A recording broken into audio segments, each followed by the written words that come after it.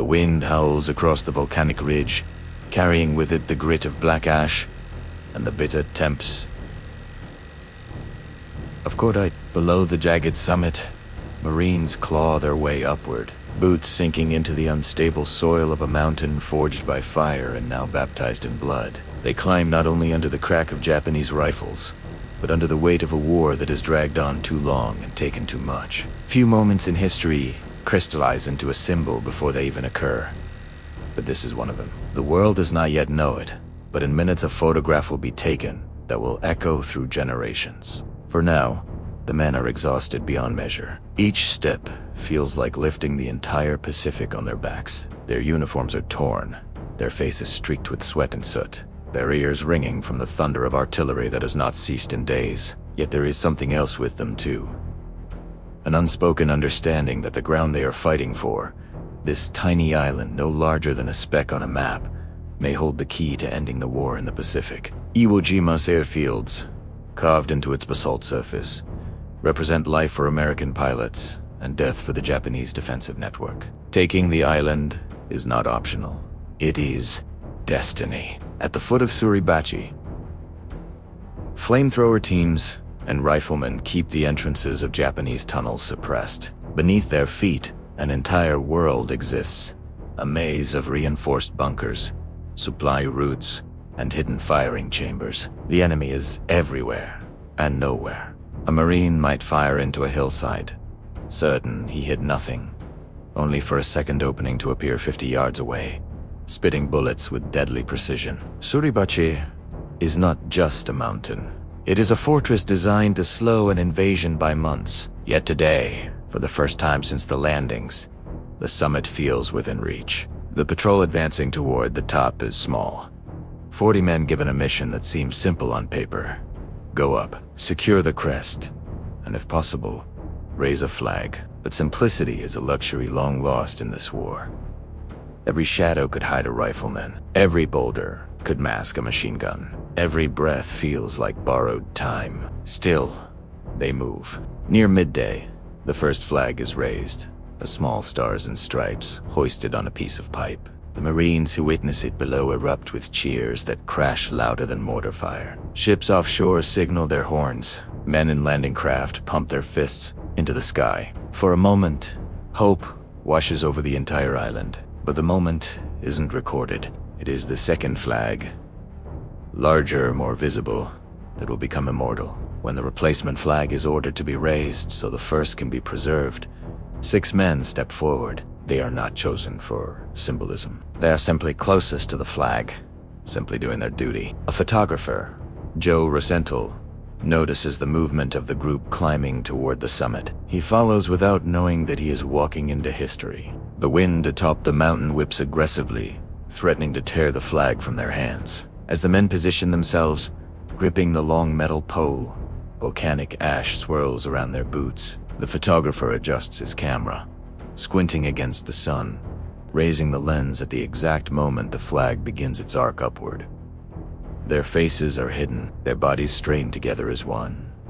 Sweat gleams on their helmets. The cloth catches the wind, and in a single click of the shutter, a moment transcends time. Only later will the world learn that 3 of the 6 men in the photograph will never leave this island alive. For now, the flag snaps proudly in the Pacific breeze. Below, the battle rages on. The mountain is symbolic, but the island is not yet secure. Thousands of Marines still face the labyrinth of tunnels in the north. Yet something shifts in the air, a sense that victory, though distant, has stepped 1 inch closer. If you're enjoying this historical deep dive, remember to subscribe and support the channel so more stories like this can be brought to life. March 1st, 1945. Northern Sector, Iwo Jima. The sulfur-rich air hangs thick over the shattered landscape, and the sharp smell of explosives lingers like a permanent fog.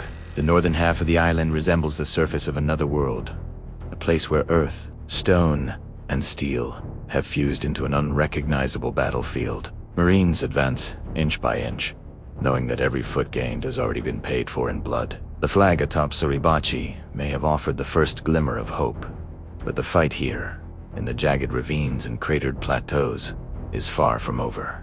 Japanese defenders under General Kuribayashi have transformed the northern region into a labyrinth so complex that even seasoned veterans struggle to make sense of it. The enemy rarely attacks in the open. Instead, they vanish into the earth, striking from unseen apertures, then melting into tunnels that stretch miles beneath the surface. These passageways form a network of chambers, supply caches, and communication corridors.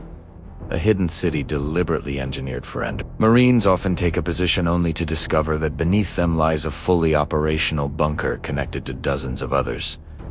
The enemy is not defeated, they are simply waiting. As artillery thunders from offshore naval vessels, the ground shakes with such force that dust erupts from cracks in the volcanic soil. Yet even the mightiest bombardments failed to penetrate deeply enough to destroy the subterranean defenses. Sometimes the shelling collapses a tunnel, but more often it merely seals one exit, while dozens remain intact. The enemy emerges again, silent and relentless, like shadows given form. In these conditions, a new kind of warfare takes shape. Close quarters combat blended with engineering ingenuity. Demolition teams crawl forward with satchel charges and flamethrowers.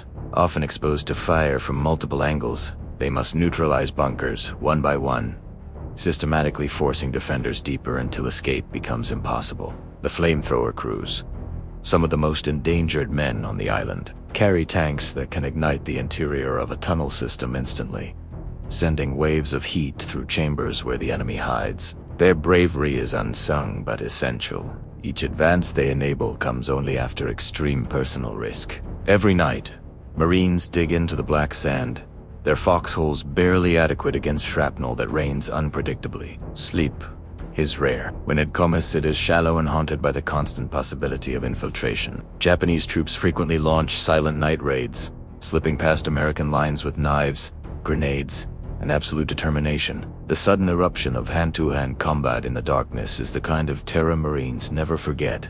Yet despite the horrors, the Americans push forward. They adapt, improvise, and lean on one another. Small acts of survival become legends.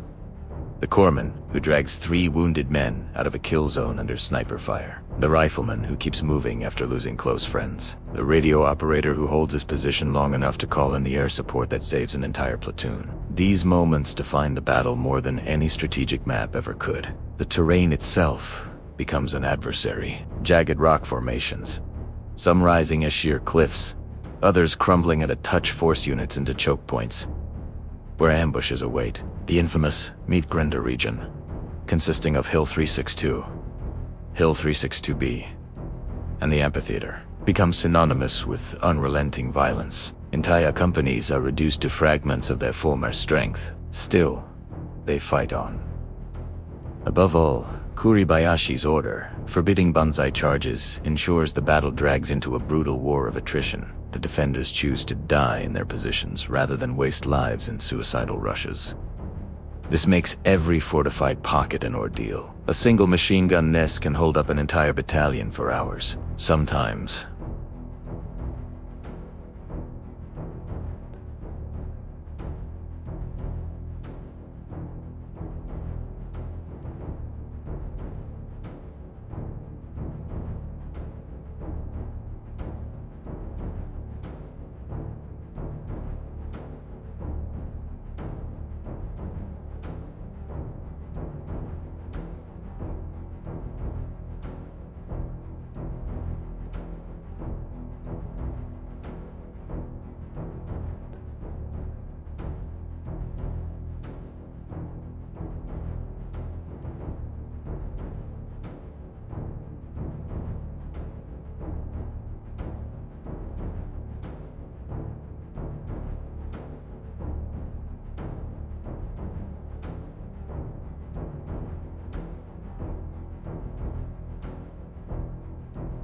March grinds forward with no mercy. Radio transmissions from the front describe an enemy who refuses to surrender, an island that refuses to yield, and a battle unlike anything the Pacific has yet seen. But slowly, painfully, American forces tighten their grip around the remaining defensive zones. The enemy's supplies dwindle.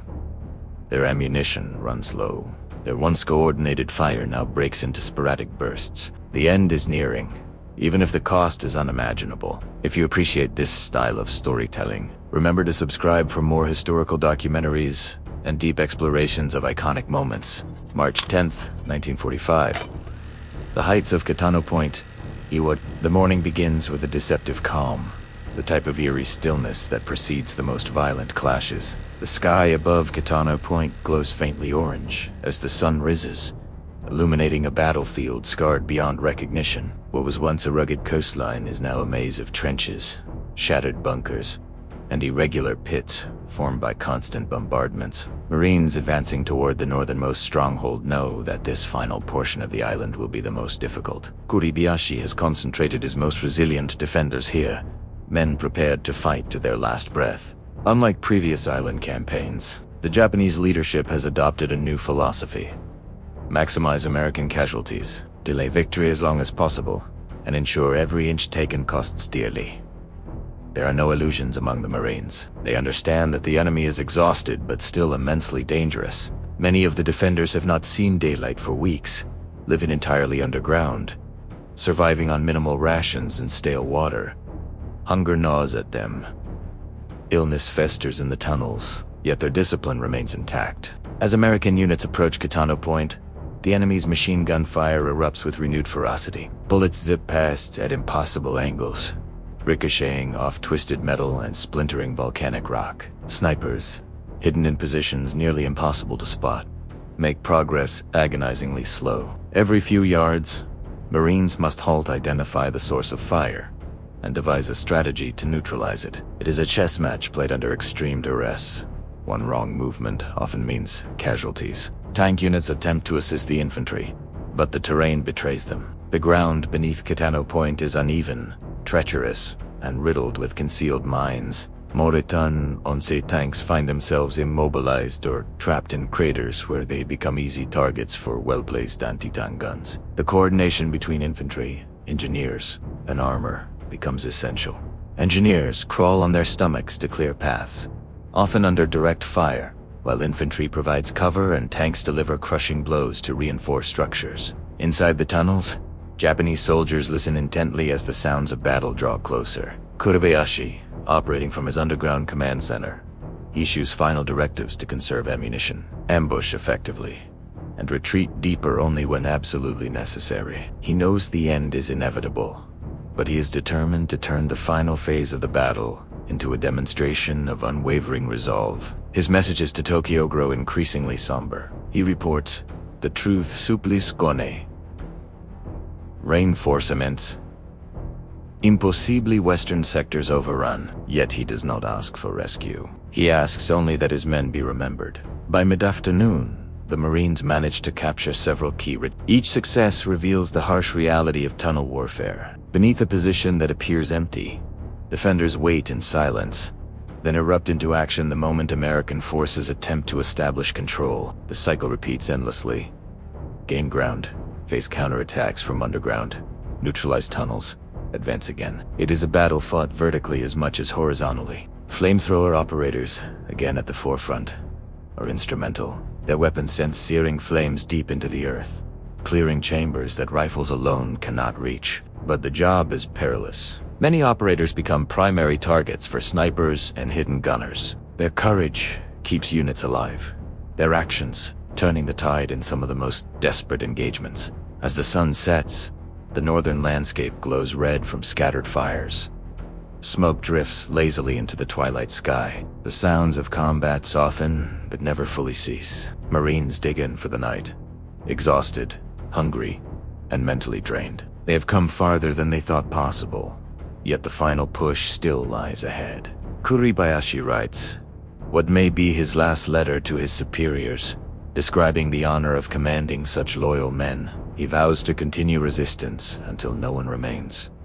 His final stand is near. If you want more powerful retellings of historic battles, consider supporting the channel so these stories can continue reaching more people. March 17th, 1945. The tunnels beneath central Iwo Jima. Darkness dominates the subterranean world beneath the island.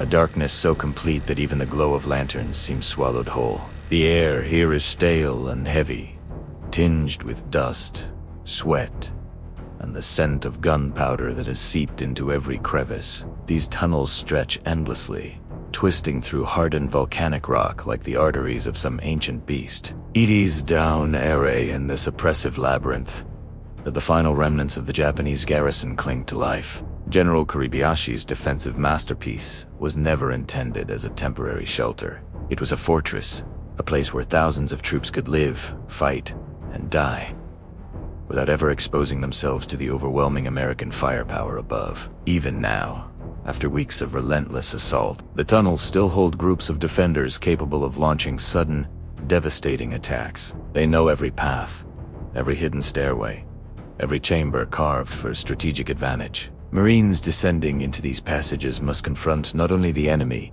but the psychological torment of fighting underground. The temperature swells uncomfortably the deeper one moves. Some chambers reach unbearable heat levels, where oxygen thins and sweat pours in steady streams. In such cramped quarters, a single grenade or flamethrower blast can wipe out entire pockets of resistance, or entire squads of attackers. If the defenders are faster, each encounter becomes a raw test of instinct and nerve. There is no room to maneuver, no sky overhead, no sense of direction. Sound echoes unpredictably, making it impossible to tell if footsteps come from nearby or from a distant corridor. For Marines assigned to tunnel clearing operations, every second underground feels like walking into the unknown. Flashlights cut through the gloom in narrow cones. Shadows dance unnervingly along walls, scarred by shrapnel and soot. Sometimes they find abandoned equipment or discarded gear, signs the defenders have retreated deeper still. Other times, they find nothing but silence, which is somehow worse. Engineers play a critical role in navigating this hidden world. They map sections, collapse others, and attempt to detect traps left behind by the enemy. Booby traps are everywhere.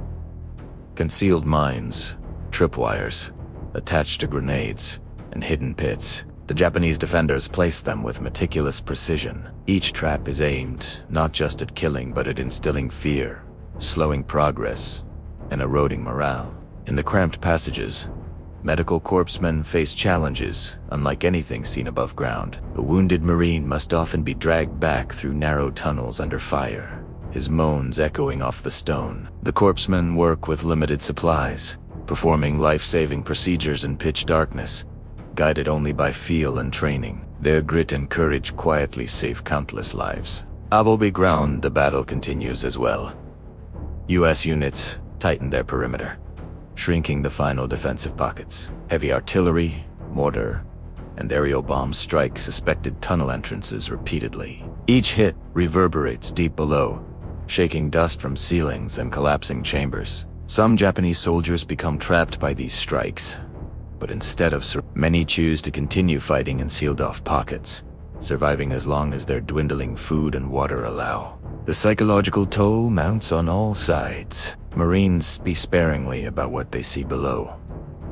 The faces illuminated briefly in the flash of a weapon. The sudden appearances of defenders who seem to materialize from the earth itself. Many admit years later that the terror of tunnel combat stayed with them longer than any firefight in the open. Kuribayashi's communication lines have become fragmented, yet he somehow maintains control over scattered units. His messages grow shorter, more irresolute. He orders his men to continue inflicting casualties as long as they can, reminding them that their resistance buys Japan time, even if victory is impossible. Night falls over Iwo Jima, but inside the tunnels time loses meaning. The cycle of attack and counterattack blends into a single, endless struggle. Still, despite the harrowing conditions, Marines press forward. Their steady advance signals the beginning of the end. For more intense historical narratives like this, remember to subscribe so you don't miss the upcoming chapters. March 22nd, 1945. The final push toward Kuribayashi's stronghold. Dawn breaks with a pale, muted glow over the battered landscape of northern Iwo Jima. Smoke lingers from the night's skirmishes, drifting across the jagged ridges, like ghosts, reluctant to leave the battlefield. BT's Point, nearly the entire island lies under American control, except for a concentrated region in the far north, where General Kuribayashi and his remaining men prepare for their last stand. Marines advancing through this terrain move with a grim understanding. The enemy here is cornered, desperate, and deadly.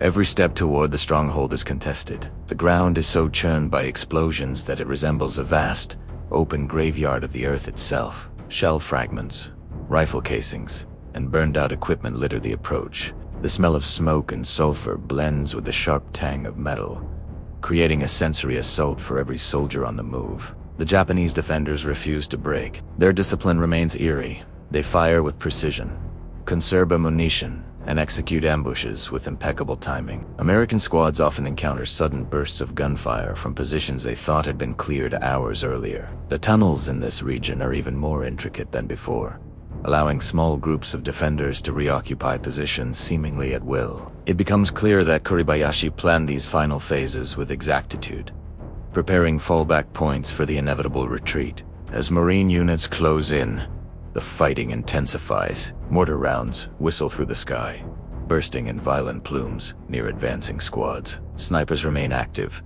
forcing infantry to crawl or sprint between fragmented cover. Flamethrower teams once again bear the responsibility of flushing defenders from bunkers. The guttural roar of these weapons becomes a defining sound of the final days. American commanders push for a coordinated assault, using artillery, tanks, and infantry in unison. Tanks fire point-blank into hillside openings, their shells shaking the ground with each impact. Engineers follow, sealing entrances with explosives to prevent reoccupation. Yet even sealed tunnels sometimes conceal deeper passageways, allowing new attacks to erupt from unexpected angles. Kuribayashi, though cut off from much of the island, continues to send brief but resolute messages to his surviving officers. He urges them to maintain cohesion, avoid wasteful charges, and conserve their remaining resources. His leadership remains steady, even as the situation deteriorates. He knows surrender is not an option. He also knows that his men look to him for an example of unbroken determination. Throughout the day, Marines discover defensive positions that have been abandoned, but not because the defenders fled. In many cases, they find men who fought to the last bullet, choosing death over retreat. These silent testimonies reveal the depth of commitment among Kuribayashi's troops and foreshadow the ferocity of the coming confrontation. Despite the enemy's resistance, American momentum is undeniable. By late afternoon, the Marines breach the outer perimeter of the final stronghold. They move systematically, clearing one fortified point after another, tightening the noose around the defenders. The sounds of battle echo across the ravines in rhythmic bursts, explosions, rifle shots, shouted commands. Inside his bunker, Kuribayashi prepares for the inevitable. He writes what may be his final entry, expressing gratitude to his emperor, to his country, and to the men who have followed him to the bitter end. He makes no mention of surrender. His determination remains unshaken, a reflection of the samurai ethos he so deeply respects. As night falls, the Marines dig in, knowing tomorrow may bring the final confrontation. The air hums with anticipation, fear, and exhaustion. The end is near. Yet nothing about this end will be easy. If you want the concluding chapters of this epic historical retelling, make sure to subscribe and stay tuned for the next segments. March 25th, 1945. The last night on Iwo, a moonless darkness sinks over the northern tip of the island, swallowing the jagged ridges and broken terrain in a silence so heavy it feels unnatural. The fires from earlier bombardments have burned out, leaving only faint embers glowing within shattered fortifications. For the first time since the invasion began, the battlefield seems to hold its breath. But beneath this false calm, deep within the heart of the island, something is stirring. General Tadamichi Kuribayashi, once commanding an elite force of thousands, now oversees only a scattered few hundred men. Some are wounded, others starving, all exhausted beyond measure. Yet none consider surrender. They gather inside a cavernous chamber within the tunnel complex, where lanterns flicker against the soot-stained walls. Their faces are gaunt, but resolute. Kuribayashi addresses them with a quiet strength that belies the worsening situation. He speaks not of defeat, but of honor, discipline, and the duty they carry into death. His soldiers listen intently, knowing these may be the last words they ever hear from their commander. Outside, Marines stand at the ready. They sense the tension, the ominous possibility of a final counterattack. Throughout the campaign, Kuribayashi forbade reckless banzai charges, insisting on measured tactics that inflicted heavy American losses. But now, with the collapse of all defensive lines, the traditional final charge, the last act of defiance, becomes inevitable. The night grows colder. A faint breeze sweeps across the ruins, carrying with it the ash of pulverized rock. In foxholes and makeshift shelters, Marines tighten their grips on rifles, machine guns, and bars. They adjust helmet straps and check ammunition one last time. Veterans of weeks of grueling combat exchange weary glances. No one speaks above a whisper. They know the enemy is gathering. Te just don't know when the storm will break. Deep underground, Kuribayashi dons his uniform with meticulous care. He refuses evacuation, refuses special treatment, refuses to live while his men die. He instructs his officers on the plan. A coordinated night assault that will attempt to break through the American lines and inflict maximum casualties. They all understand the odds. None expect to survive. Yet they bow respectfully before moving into position, embodying a warrior ethos forged through centuries. Shortly after midnight, movement stirs in the darkness. Shadows glide across ravines and broken earth as the remnants of the Japanese garrison emerge from hidden tunnel exits. Their approach is silent, disciplined, almost ghost-like. The only sounds are the crunch of ash beneath their boots and the occasional clink of gear against gear. They spread out into the night, forming a loose assault line. Kuribayashi himself is among them, not observing from behind, but leading. The first shots erupt with terrifying suddenness. A Marine sentry spots movement and fires, his rifle crack shattering the tense silence. Instantly, the night explodes into chaos. Hundreds of Japanese soldiers surge forward with bayonets fixed, grenades clutched tightly, and a determination born of final resolve. Their war cries echo across the battlefield, rising and falling like waves. American positions ignite. In response, machine guns open fire, their tracers ripping through the darkness. Mortar thump into action. Rifles flash as Marines pour round after round into the charging enemy. The clash becomes a maelstrom of sound. Gunfire, explosions, shouted orders, and the guttural cries of men locked in desperate combat. Despite staggering losses, the Japanese press on, pushing into the American line with ferocity that shocks even seasoned veterans. Some manage to breach forward positions, engaging in brutal hand-to-hand fighting. Marines respond with equal resolve, refusing to yield the ground paid for with so much blood. Kuribayashi fights alongside his men, wielding his pistol and sword with disciplined precision. Witnesses later recall a Japanese officer, presumed to be Kuribayashi, who moved calmly through the chaos, rallying his men until he was finally overwhelmed. His body is never definitively identified, but his presence is felt in the relentless determination of the attackers. The battle suggests for hours. The ground becomes a patchwork of shattered trenches, craters, and bodies. The air fills with smoke, dust, and the acrid smell of burnt metal. Every Marine who survives remembers this night as one of the most intense fights of the entire Pacific campaign. Gradually, the assault falters. Japanese numbers have dwindled to almost nothing. The last pockets fight with bayonets and knives until they fall. When dawn finally breaks, golden light spills across a landscape transformed by violence. The cries of battle fade into silence. The last organized resistance on Iwo Jima is gone. Marines move cautiously through the devastated ground, checking for survivors, tending to their own wounded, and securing the area. The tunnel systems remain dangerous. Many defenders have taken refuge deep within, refusing to surrender even now. Clearing operations will continue for days, but the battle itself is effectively over. Iwo Jima has been taken. For more immersive historical narratives and dramatic retellings of iconic moments in military history, don't forget to subscribe and support the channel so these stories can continue reaching more people. March 26th, 1945.